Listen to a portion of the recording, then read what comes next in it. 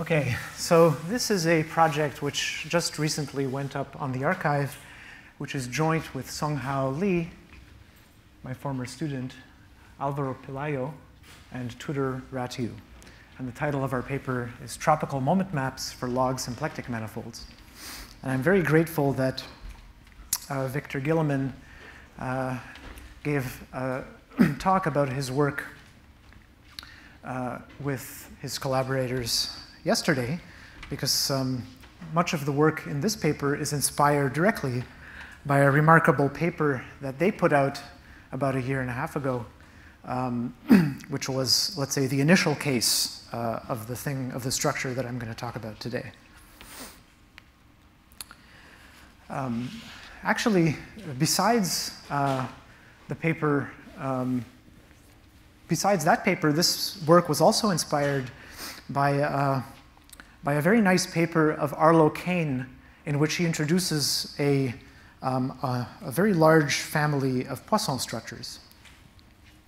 These are Poisson structures on complex toric varieties. And what you'll see is that there's some similarities between the examples he provides and the ones that I'm going to discuss today. Okay, so let's go back to the beginning of toric symplectic geometry. What is toric symplectic geometry about? Let me give you a crash course for the purpose of my later development. So imagine that you are starting with the very simple, so what is the very simplest toric symplectic manifold? Well, we can construct it in the following way of thinking. Start with an affine space for the vector space Rn, which I'm going to think of as the dual of the Lie algebra of the torus, of the n-dimensional torus, S1 to the power n. This is an affine space for this. And the cotangent bundle of X is a natural symplectic manifold. Okay? So it has a canonical symplectic form on it. And there's also a projection map to X, which is the bundle projection. Okay. Now, one way of thinking about how to construct toric symplectic structures is the following, is that because X is an affine space, this means that its tangent bundle is identified with a trivial bundle of T stars.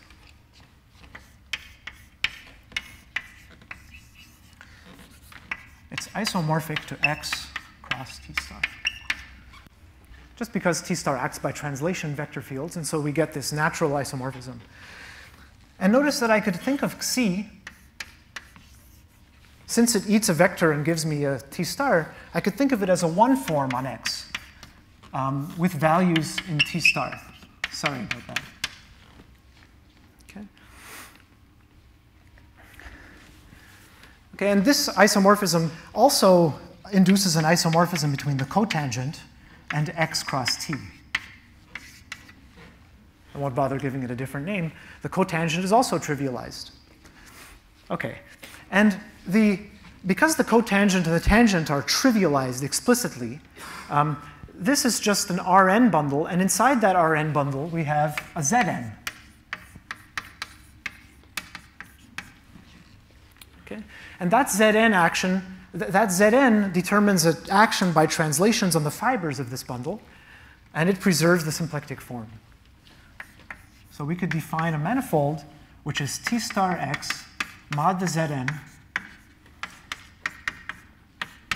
and that is equipped with still has a map down to X.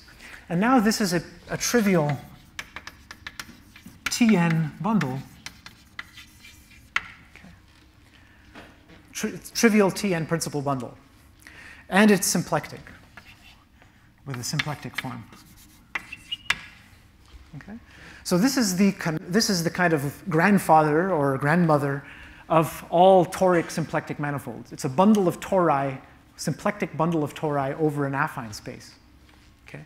Now, we call this usually a moment map for the following reason, that for every element of the Lie algebra, we have XA, the action vector field, the vertical vector field. And we have the famous equation that the interior product of XA and omega is minus, let me put it this way, minus pi star of xi a. So this is not the way we normally write it, but I'll write it this way. So this is saying that if I take this 2 form and I hook in a vertical vector field, the result is basic, and it's the pullback of the 1 form on this affine space, this canonical 1 form, xi, paired with the element a in the Lie algebra, making it into a 1 form. Of course, if we choose a base point, O inside X, this identifies X with T star, because now we've chosen an origin for the affine space. And then this 1 form, xi, is D of this map O. And so then we can rewrite this in the usual way. IXA omega is minus D of mu A, where mu is just the projection pi followed by this O. Okay? So this is the way I want to think about this. After you choose a base point, then you get a moment map to T star, and we have the momentum map equation. Okay, so now we have, so this gives us now a trivial Hamiltonian toric manifold over, Rn. Okay? So if this is R2, for example, we just have a bundle of tori, and that bundle of tori has a symplectic form, and it has a momentum map, which is directly the projection map to R2. Okay, so once we have this kind of master space, you can apply the symplectic cut construction, Lerman's symplectic cut, by choosing affine hyperplanes. Okay? And they have to be oriented. Okay? And they have to cut out a polytope of some kind. Okay? And so what this means is that it's called a symplectic cut because you cut along this hyperplane, you throw away the principal bundle over this space, and then the function which cuts out this hyperplane determines a certain S1 in the fiber of this torus bundle, and then you collapse that fiber over this hyperplane, and then you end up with a compact symplectic toric manifold with a momentum map to the del-Zant polytope.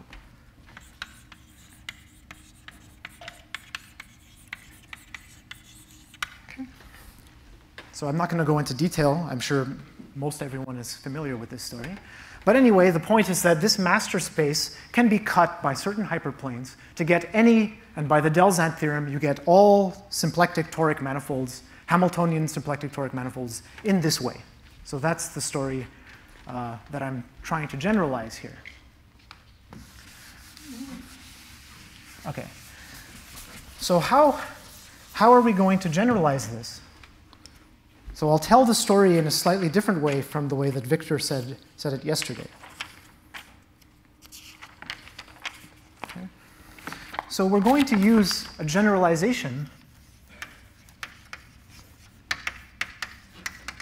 of the cotangent bundle of X. And what is this? So for example, we'll suppose that X is equipped with a distinguished hypersurface.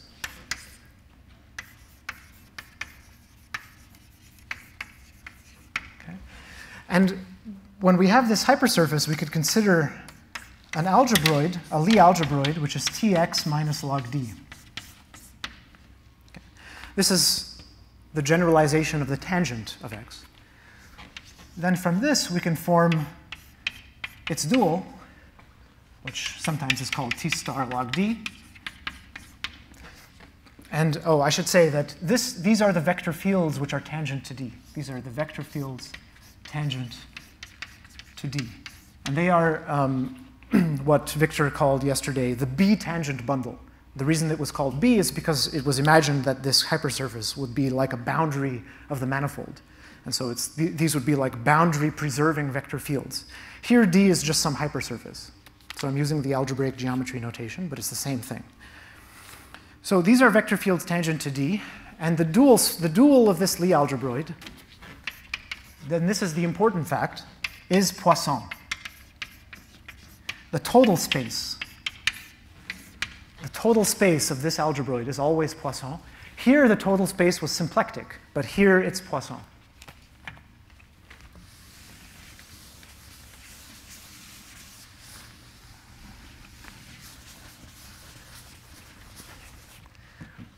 Okay. So just to give you an example, the basic example, if we take x to be the real line and d to just be the origin,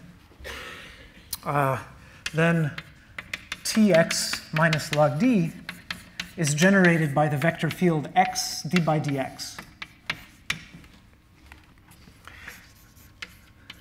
And the total space of the dual has coordinates, let's say, xp. So I'm using coordinates and momenta in analogy with the cotangent bundle. Okay, so these are the vertical coordinates, and this is the coordinate along the base. And we see that this is the coordinate for the point P times the generator of A dual. And if this is a generator of A, then the generator of A dual is dx divided by x. Okay, so just as in for the cotangent bundle, the coefficient in front of the generator is with a thing that I'm going to use as my coordinate, as my good coordinate on the total space. And in this case, the Poisson structure is given by x del x wedge del p. Very simple Poisson structure like the one that you saw yesterday. This degenerates at x equals 0. Okay. So we have the space x, we have the hypersurface D, then we have the total space of A star, and we have the degeneracy locus Z. Let me call this Z, the degeneracy locus of the Poisson structure. So the Poisson structure is symplectic away from the fiber over the special point which I fixed in X.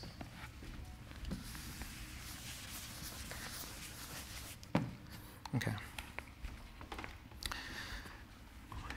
We can also view pi as, if we invert it, it looks like this. It looks like x inverse dx wedge dp. And this is a log symplectic structure. This is kind of d log x. That's why it has the name log symplectic structure. And this is a two-form on x with a log singularity along d. So it's a section of the second exterior power of this dual. So it's an algebroid two-form, in other words. And it's non-degenerate in the sense that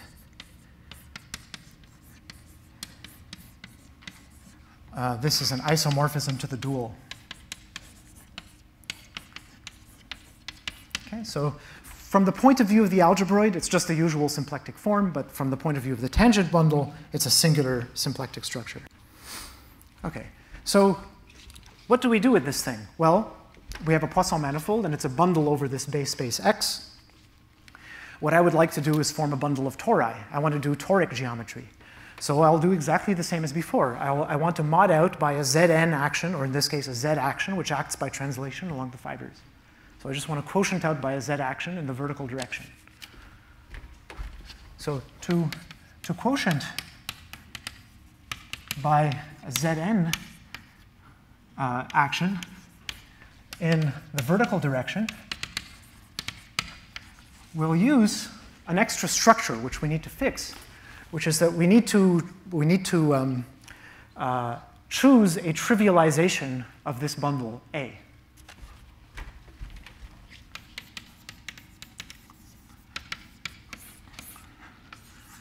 Of A. And this trivialization, I'll give it the same name as I gave before, Xi.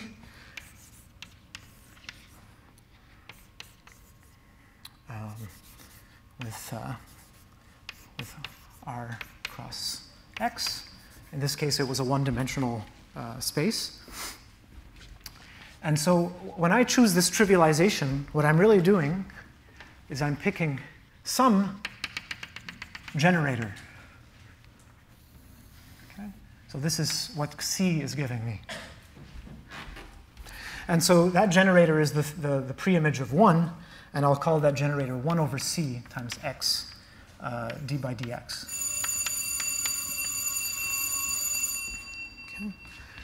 Okay, so if I quotient the total space of A star by this Z action, I'll have coordinates. I'll use the same coordinate on the base, but I'll use this coordinate on R mod Z theta. I'll use the usual angular coordinate, which goes, well, in this case, I'll just take it from 0 to 1. It's not important. And in this coordinates, omega so when I take the symplectic form, which is already existing on the total space, and I write it in these coordinates, well, the choice of the coordinate depended on exactly where I put this green line. Right? And so there will be this constant C showing up here. So omega is C x inverse dx wedge dp, wedge d theta. Okay. And okay. And so in this case, I can, so I end up with the following structure. I have, did I define with a quotient yet? M is M tilde mod Z with the induced symplectic form. Oh, actually, it has a special degeneracy locus. It has a symplectic form, right? And this is equipped with a map, which I'll still call pi. It's the projection map for the bundle. And it goes to the base, which was x. In this case, it was just the real line. That base space has a special codimension 1 hypersurface D, and it has this trivialization of the algebroid Xi. Okay? And it satisfies the condition that I d by d theta of omega is minus C x inverse dx. If I just compute the interior product of d by d theta on this thing, I'll get x inverse dx, which is something basic. It's a basic form, but it's a logarithmic form. Okay? And so this is minus pi star of Xi. Okay. So this is an example. It's the simplest possible example of how to build a toric log symplectic manifold with a tropical momentum map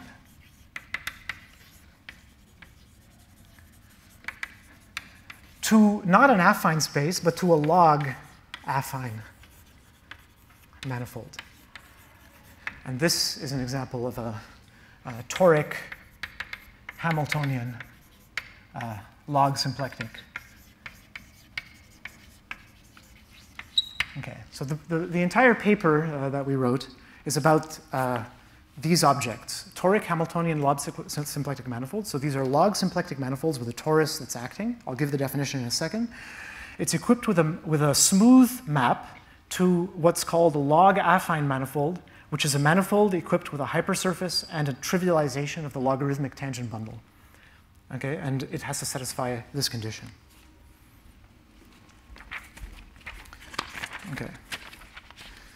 Okay, but that's only, so if I drew a picture of this, what would it look like? So if I drew a picture of this object, since I'm quotienting by the by the z action, I would get a cylinder mapping to the real line. This would be D, and then I would have this degeneracy locus, Z. I can draw it as I did before. Okay, Z. And here we have a log symplectic structure, and we have this map pi, and we have C down here. This is what we have. And this is like the grandfather case again. And so what we can do to this is to do symplectic cuts, just as before. So in order to do a symplectic cut, I need to choose not a usual hyperplane, but a logarithmic hyperplane, or a logarithmic affine plane. And in this case, it would just be a point. Let's say at some point A. Let's say this is 0 inside R. And then I have another point B. Okay? And if I did symplectic cut, which I can do since this region is totally symplectic, this is just as Victor explained, what you're going to end up doing is capping this off. Like that. Yeah. So you're going to be adding fixed points by doing this, and you'll get a Radko sphere. Because these are Poisson structures studied by Olga Radko in her thesis. So Radko classified two-dimensional logarithmic symplectic structures. Okay. And the point is that all invariants of the Radko sphere can be gleaned, are obtainable from the log affine image, or the Delzant polytope, the logarithmic polytope, or whatever you want to call it downstairs. So that's a polytope which looks like this. It's just a line segment, and it goes through the divisor inside the momentum codomain. And this is equipped with a one form. So if we remember, if you're not familiar, then you could ignore these two little comments. The modular period along mu inverse or pi inverse of 0 is the residue of this one form at 0.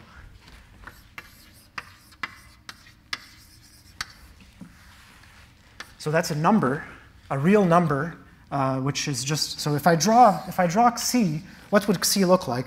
Well, it looks like Xc times x inverse dx. So it looks something like this. This is a graph of Xc, the one form.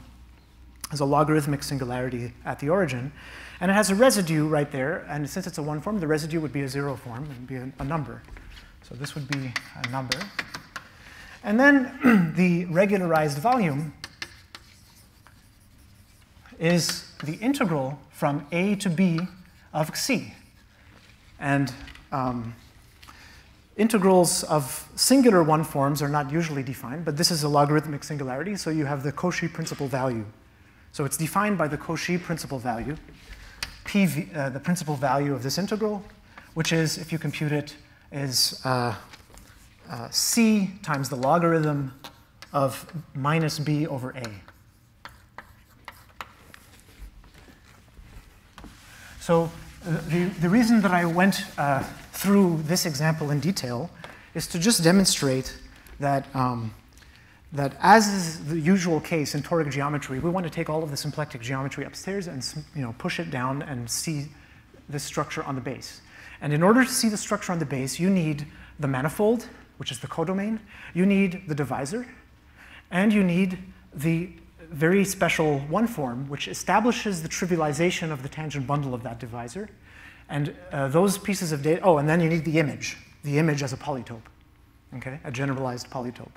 And if you have those things, then you can reconstruct everything. Say again?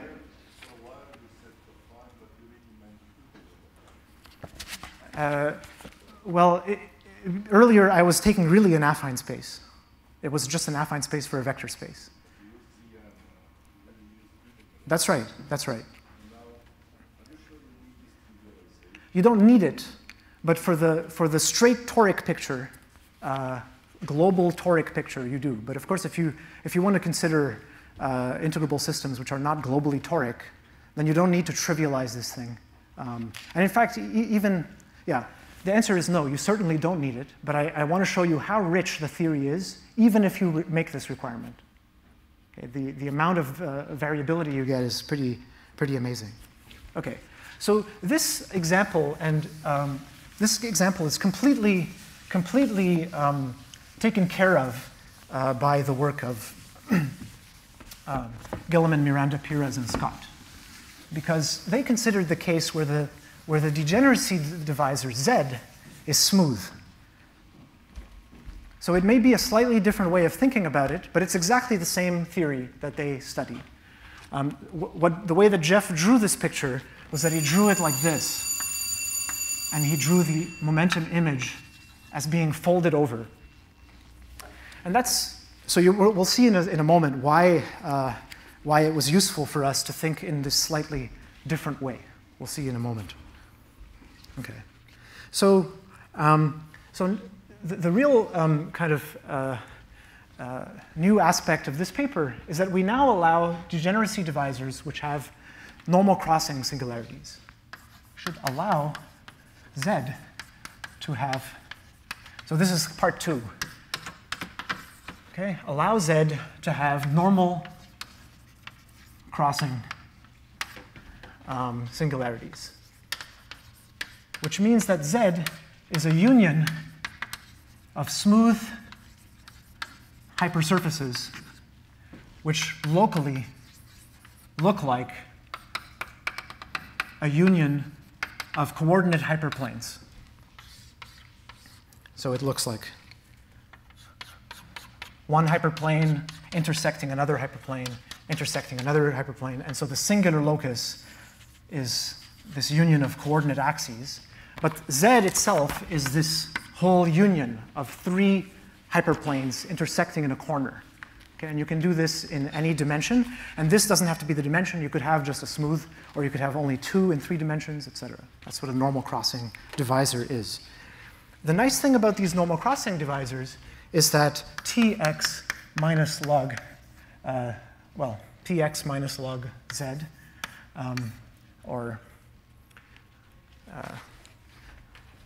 actually, so there were 2 divisors here. There was D and Z, and I want to let both of them be normal crossing. So I can allow Z or D, or Z or D to be normal crossing.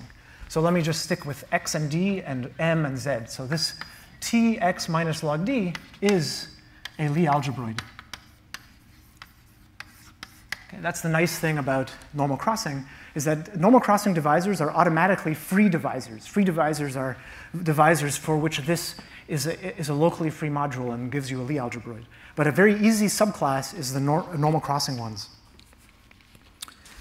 Okay.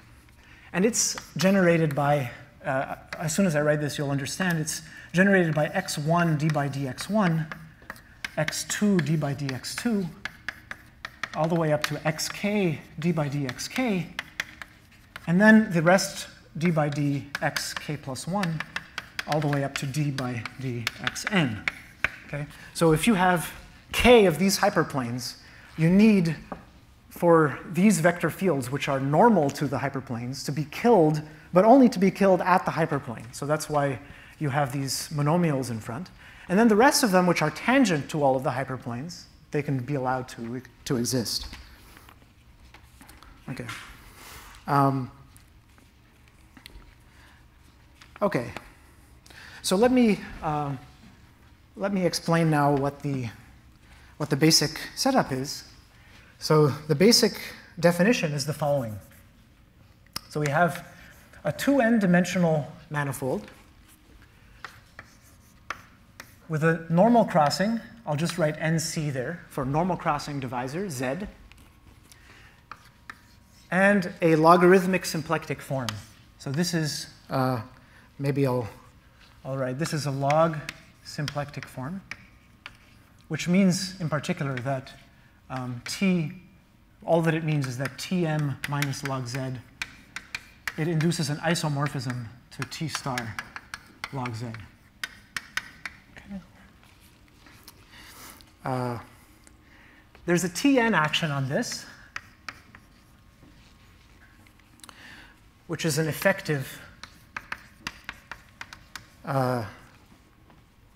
torus action. A smooth map, this is an invariant smooth map,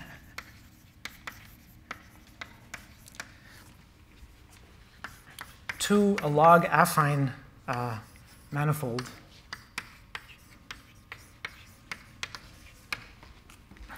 like this,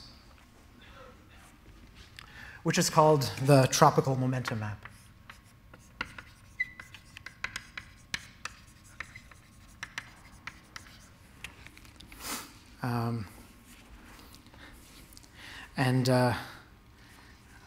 Okay, and it must satisfy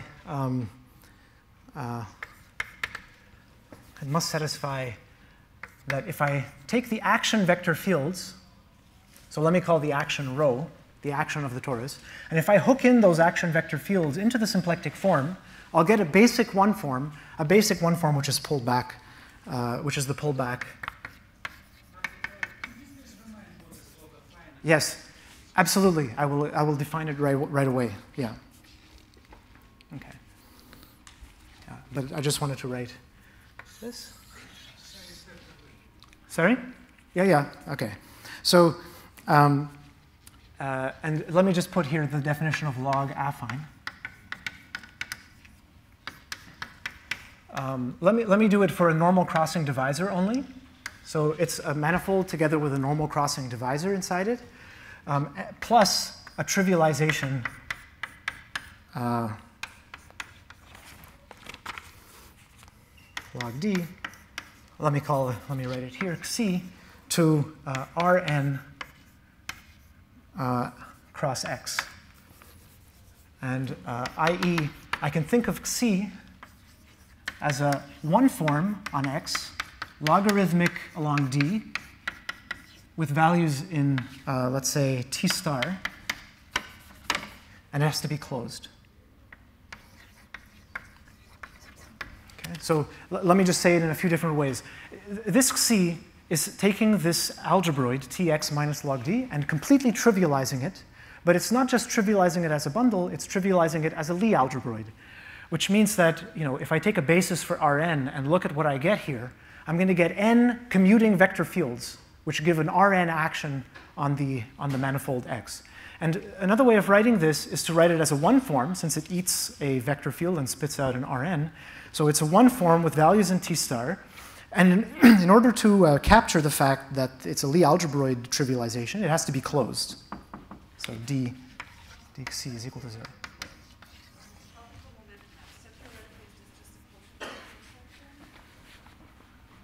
Yes, this will be the quotient, yeah. Well, no, it's not the quotient because the quotient only maps to the domain. I mean, to the image.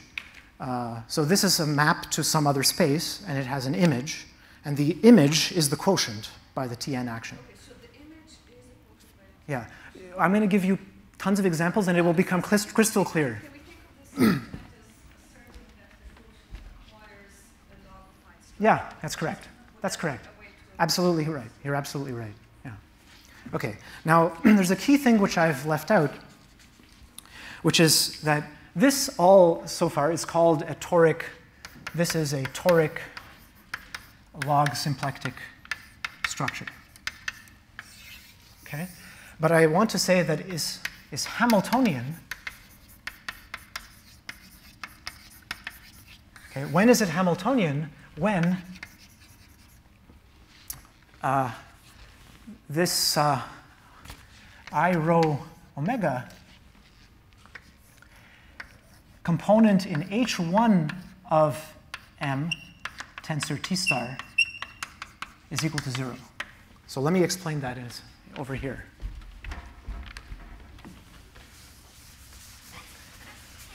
Okay. Rho is the action. So here what I mean, normally you would write for every Lie algebra element, this would be the vector field and you'd put a vector field there. I just didn't. It's really just if you hook in the action of the torus, then you get the pullback of this. Okay. Okay, so so what I mean to say here is that I rho omega, this is a logarithmic closed.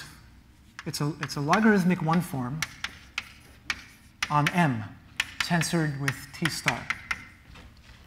And it's closed. D I rho omega is equal to 0. Okay? But there's a theorem of Matteo-Melrose. So the Matteo-Melrose theorem has a slight generalization which says that the first logarithmic cohomology, M log Z, can be written as the first cohomology of M direct sum the 0th cohomology of each component of the normal crossing divisor Z. In general, actually, what's Is this reproved somewhere in the literature? For the case in which I don't know if it's, I don't know, but I mean, the argument that I gave in my mini course directly generalizes, and the ordering of the divisor components, that's an idea that was even in Delim, that you have to order the divisor components. So there's an ordering on these divisors. Okay, but I mean, it's a, yeah. So in general, actually, hk of x log d log z, or m log z, this is hk of m plus hk minus 1 of the zi's, sum over I, plus hk minus 2. This is going to be useful in a moment. Zi intersect zj, sum over I less than j, etc. So this is just a union of smooth hypersurfaces. I'm not in algebraic geometry. I mean, this is just a union of smooth hypersurfaces. So it's over every component of this intersection. I mean, the cohomology takes care of whether it's connected components or not. I mean, if it has 5 connected components, then H0 of it will be 5-dimensional. So it's okay. It doesn't really matter. Okay, and the point is that this C, this I rho omega is in here, and it has a component which is in H1 of the manifold. And that's the part that has to vanish to be Hamiltonian. So this is the component I rho, the class of I rho omega is in here, and the class of I rho omega projected here is what I'll call this. And this is the thing that has to vanish in order to be Hamiltonian. And this, this condition specializes to the usual Hamiltonian condition in the symplectic case. That was a very confusing point, which took me a while to get to.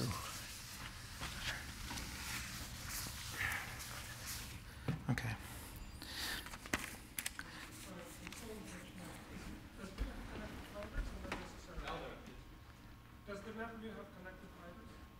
Let's get to that in a second. Yeah, it's going to follow from the results. So this is going to be so close to the Hamiltonian toric geometry case that, you know, that your question will be answered.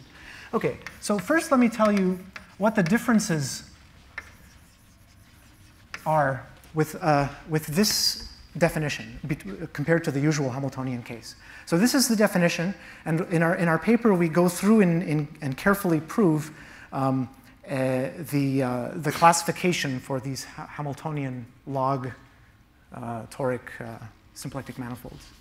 But let me just tell you, before I show you the classification explicitly, let me just tell you what the differences are, which are quite striking differences. The first important difference is that X, the image or the codomain of the momentum map, need not be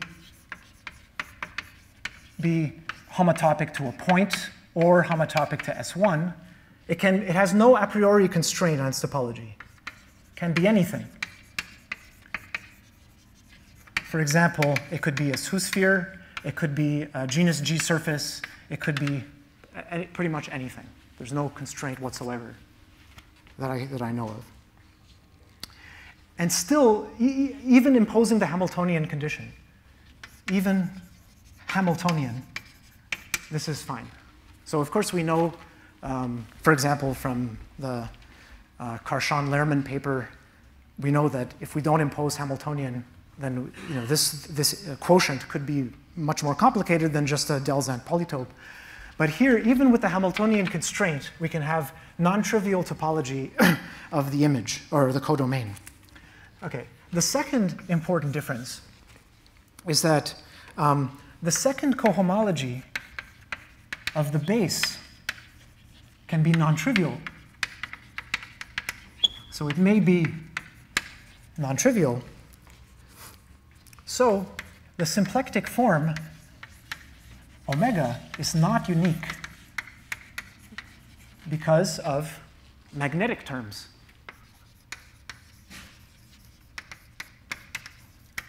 So omega can be changed to omega plus mu star of tau, where tau is a non-trivial 2 form on the base. Okay? Because of the fact that the base could be the 2-sphere, you could have a non-trivial 2 form and pull it back and add it to the symplectic form on this thing. So this means that you'll get, so there's a theorem to this effect. So we have one of the theorems in our paper says that, so the moduli, so for everything else, let me write it this way, for all other things fixed, okay, the moduli of omega is an affine space for the vector space H2x log D. And remember that this is H2 of x plus H1 of the DIs plus H0 of the DI intersect DJ. Okay, so that's a huge, possibly huge group. Okay, so for other things fixed, these things can move in an affine space. And you can imagine how it's proved. It's just a Moser argument, more or less. You just need to upgrade it to a log Moser. Okay, the third major difference is that in the principal case, okay, so if this was actually a principal Tn bundle, well, okay, I mean, in the usual Hamiltonian toric geometry case, if it's principal torus bundle, then the only kind of interesting example is the one I started with. It's just over the whole affine space. There's no symplectic cuts, and it's just a trivial product. But in this case, in the principal case, the bundle, the principal bundle, does not have to be trivial. Okay, but we have a result to this effect, which says that there's a funny constraint on the principal bundle in order for it to admit. So there's a theorem which says that if this is a principal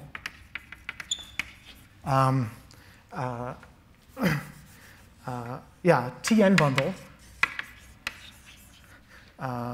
over a log affine, okay? And if it's Chern class, so remember, this is a Tn bundle. It's a Tn bundle. So it's really just n S1 bundles, and each one of the S1 bundles has a first Chern class. So this has n first Chern classes. This is just n first Chern classes. And this will admit a principal toric log symplectic structure. So then there exists omega if and only if what you need to do is take the first Chern class and take the wedge product with the class of Xi, which is the part of the log affine structure.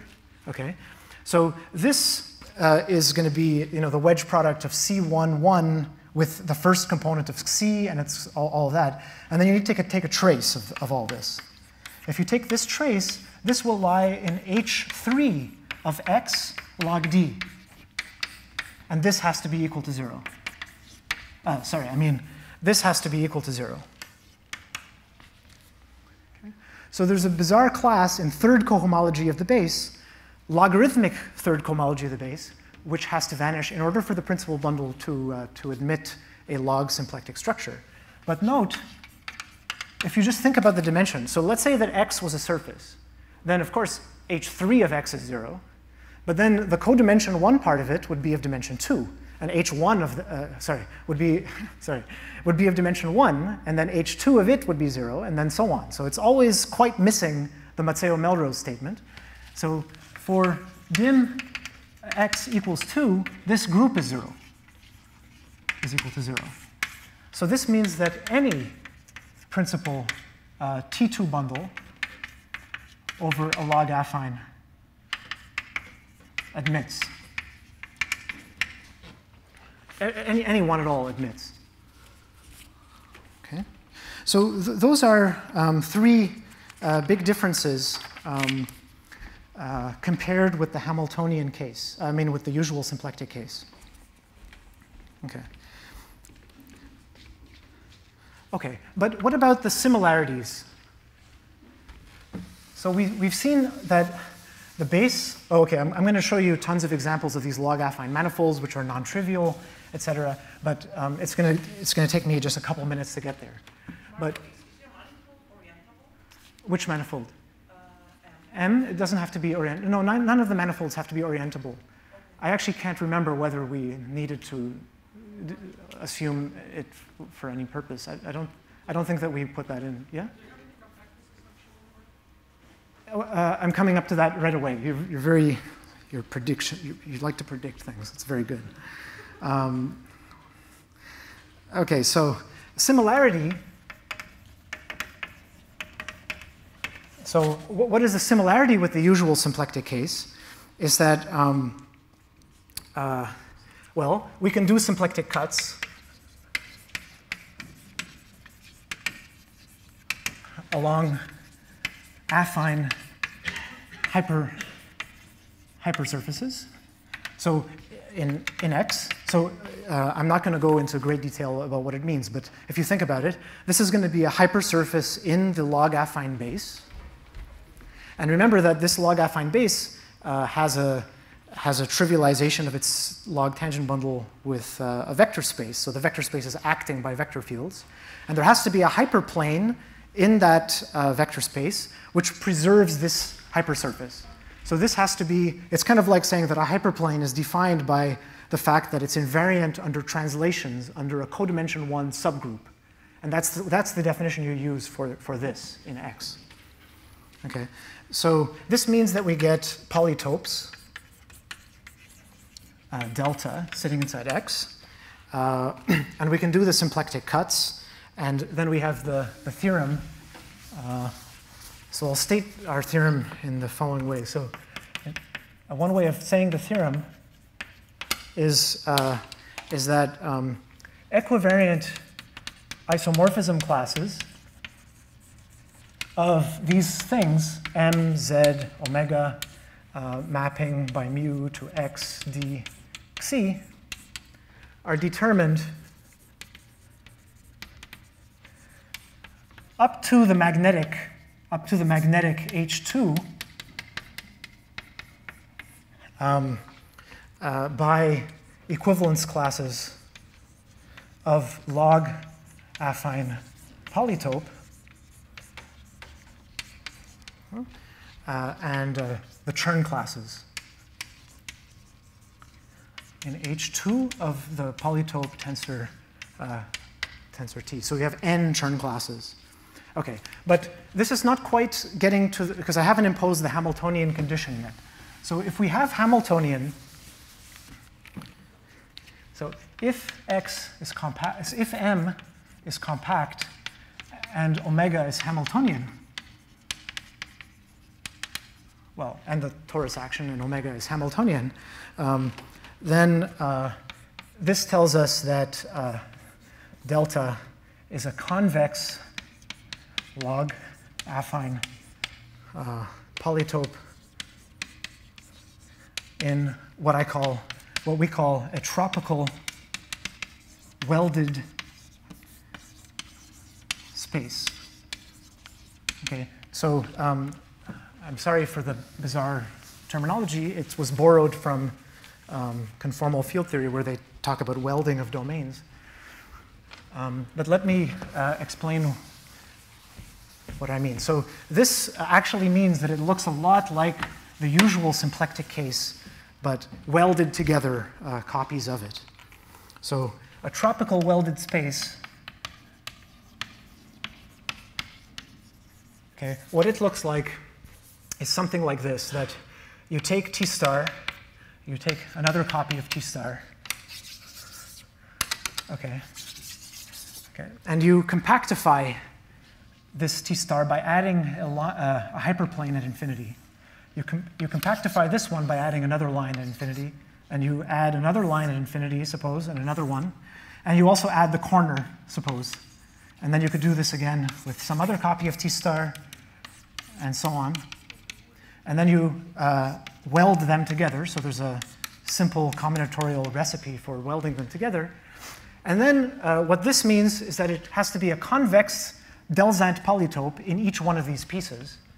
That's all that it means, so it could look something like this. Something like that. Okay. So I want to give you a little bit of a flavor for what these things can look like. There's a completely natural way of compactifying any vector space given a fan. So this is controlled by a collection of labeled fans. So to give you an example, let me just draw something like this. So suppose this is alpha, beta, and the fan had this cone in it. So we have a one-dimensional cone.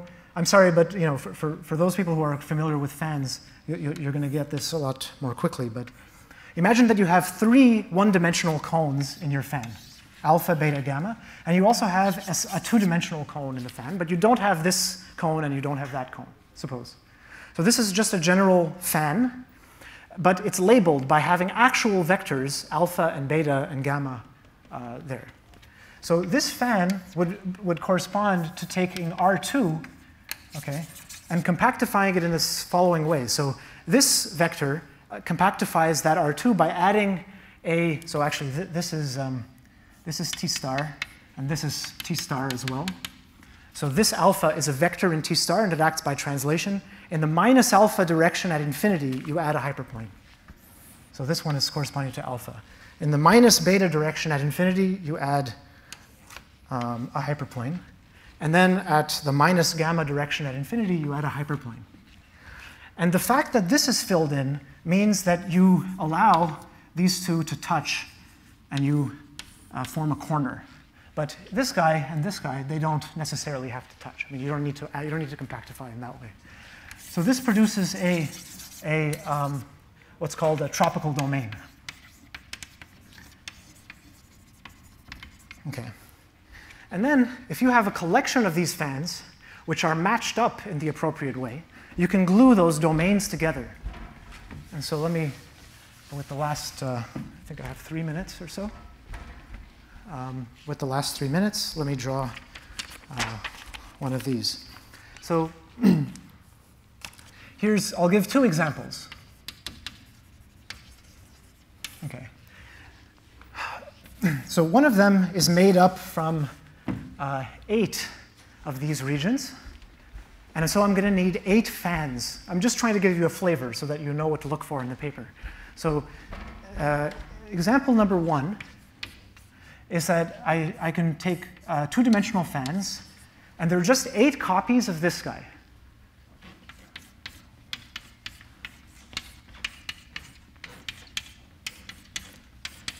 Okay. And then, and you also add in, so it's a full flag in each case. Okay, so it's a full flag. And it's labeled by certain vectors, which I just choose to be 1, 0, 0, 1, and -1, -1. Okay. Keep in mind that these are not vectors that are defining a toric variety. They're defining a compactification of affine space. So it's different from the usual toric geometry construction. And then what I need to do in order to glue these things together is I need to find matching pairs of vectors in the fan. These 2 are matching vectors. They look the same, and their neighborhood looks the same. And so I can label them. I can glue those 2 together. Oh, see? I only have a minute left. Okay, sorry. Okay, and so I can identify this boundary with this boundary. Okay, then you can do the same thing, 2 and 2, 3 and 3. Okay, and these are matching pairs, and if I keep doing it, 5, 4, 7, 6, 9, 8, it's just very explicit. I'm just trying to show you how they are matched together, 6, 4, and 10. And when you glue the tropical domains, so this is now, you can weld, according to the procedure in our paper, you weld this collection, and what you get is S2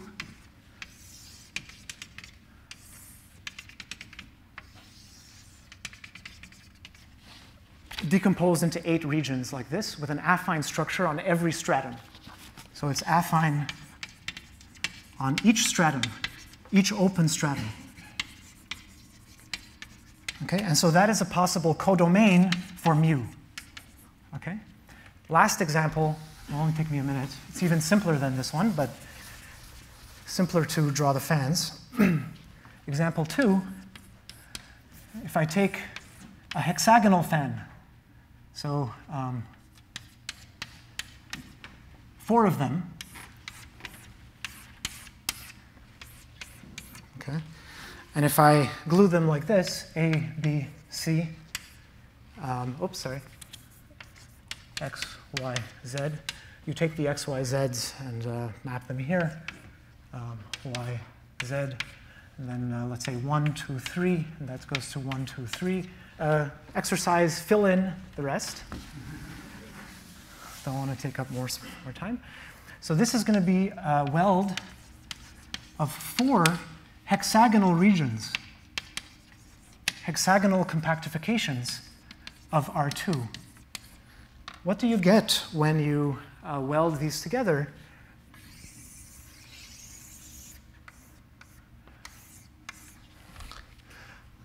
You get 1 edge, another edge, 2 edges, 3 edges, 4 edges, 5 edges, and 6 edges.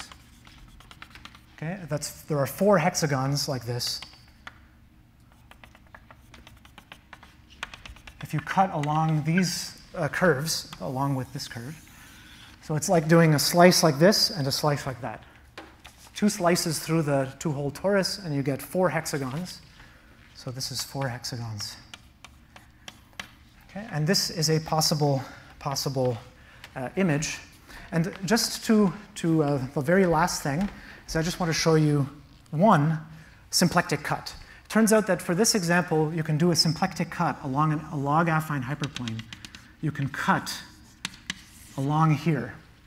And there, if you do that cut, then the image of the Hamiltonian momentum map will be all of this region. So it's a genus 1 surface with boundary.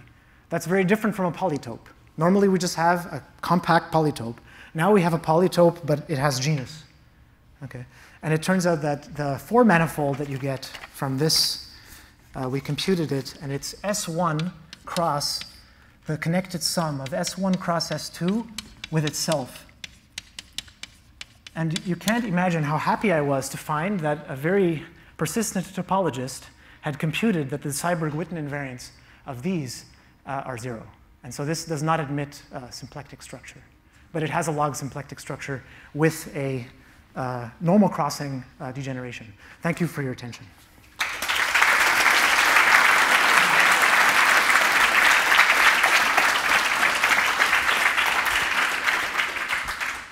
So the coffee break will have a poster session as well. So we don't want to cut too much into that. So maybe a quick question. Al has played this. Thank you for a beautiful talk.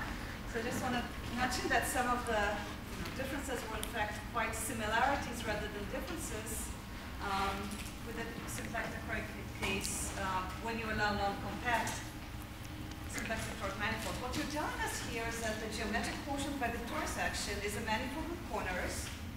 And in the symplectic case, that manifold with corners adds an integral affine structure, which is in fact deduced from its embedding into its map, which can also be induced by the momentum map.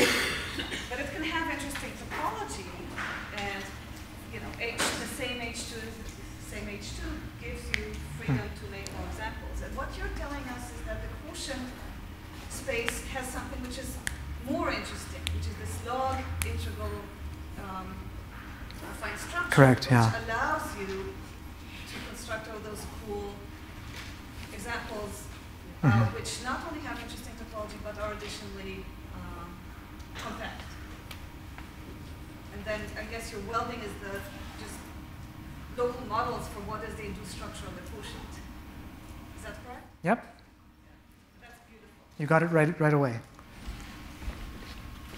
Let's thank Marco again. Thanks.